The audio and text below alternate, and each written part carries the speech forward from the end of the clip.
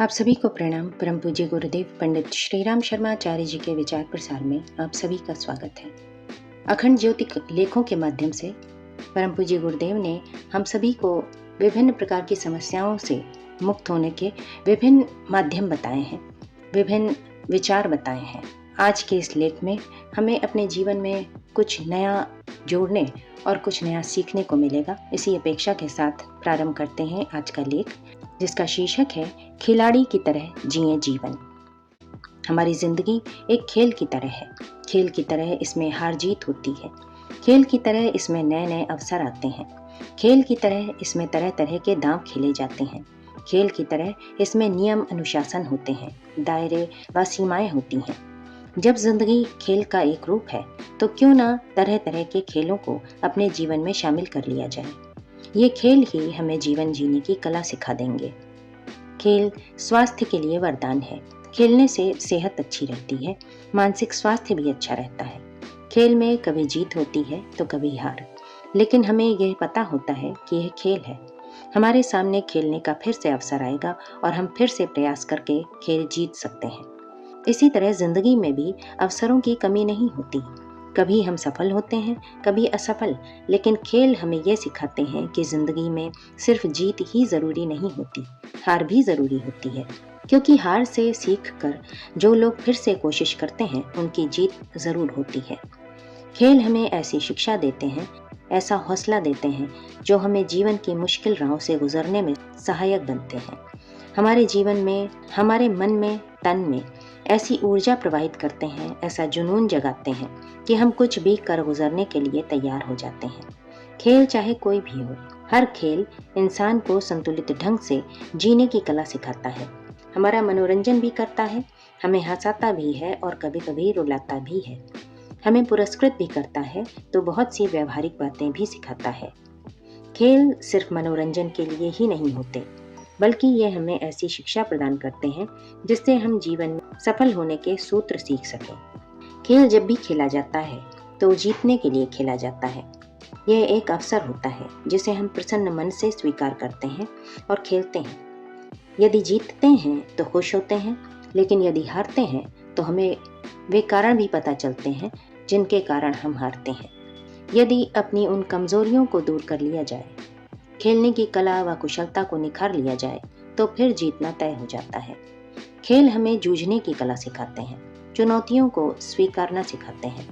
यदि हमें अपने जीवन में सफल होना है तो खेल के भाव को किसी न किसी रूप में जीवन में शामिल करना होगा। खिलाड़ी के तरह जीवन को जीना होगा।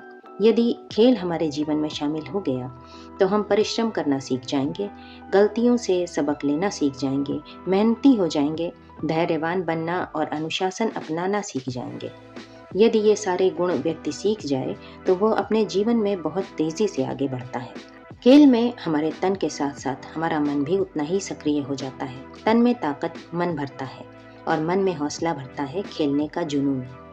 निर्णय लेने की क्षमता, नेतृत्व क्षमता का विकास खेल खेलने में बहुत तेजी से होता है। खेल में तन के साथ साथ दिमागी संतुलन का महत्वपूर्ण योगदान होता है। जरा भी ध्यान हटा तो दांव पलटते देर नहीं लगती, जरा सी भी चूक हुई तो निशाना चूकते देर नहीं लगती। इसलिए खेल के माध्यम से ध्यान एकाग्रता का भी अभ्यास होता है। खेलने में अभ्यास का बहुत महत्व है। लगातार अभ्यास से नित्य कुछ न कुछ नया सीखने को मिलता है और अपनी गलतियों का पता चलता है। जितनी गलतियां कम होती हैं उतनी ही कुशलता खेल में बढ़ती जाती है, और जब गलतियां एकदम न्यून हो जाती हैं या समाप्त हो जाती हैं तो खेल एकदम सही होता है जो हमें जिताता है। खेल हमें हारने की नहीं बल्कि सदैव जीतने की प्रेरणा देता है। जीतने के लिए ही खेल खेला जाता है। इसी तरह जिंदगी में भी असफलता मिलने के बावजूद सफल होने की तरफ कदम बढ़ाते रहना चाहिए। इसलिए यदि व्यक्ति को अपने जीवन में सफल होना है, जिंदगी जीने के तरीके को सीखना है, तो उसे खिलाड़ी बनना चाहिए। खेल हमें बहुत कुछ सिखाते हैं और जो सिखाते हैं उससे हम जिंदगी में आने वाली परेशानियों से कभी हार नहीं मानते। उनका मुकाबला करते हैं, आगे बढ़ते हैं और उन पर विजय पा लेते हैं। चाहे कोई भी इंसान हो, खेल ही एकमात्र ऐसा माध्यम है जो उसके जीवन में परिवर्तन ला सकता है। उसके शरीर को स्वस्थ बनाने में, उसका मनोरंजन करने में, उसे नए ढंग से सोचने व विचार करने में मदद कर सकता है।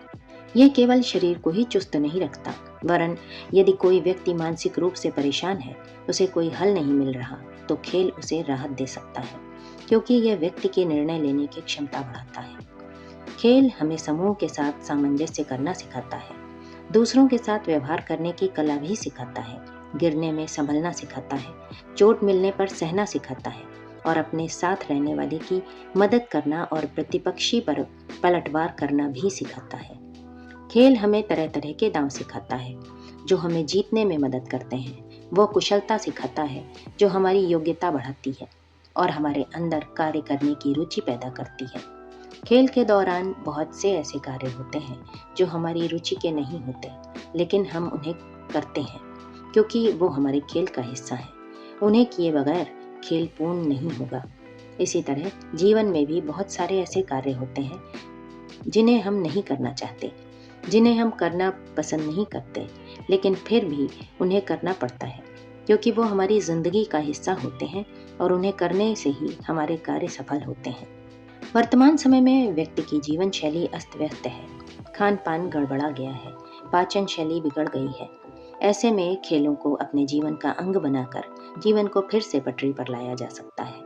खेल हमें मैदान में खेलने के साथ साथ जीवन के मैदान में जीना भी सिखाते हैं। जिस दिन हम मैदान में खेलने से नहीं डरते, उस दिन हम जिंदगी में भी परेशानियों से हंसकर मुकाबला करना सीख जाते हैं। अतः जिंदगी को हमें जीतना है, इसका आनंद लेना है, तो खेल को अपनी जिंदगी में शामिल कर लेना चाहिए।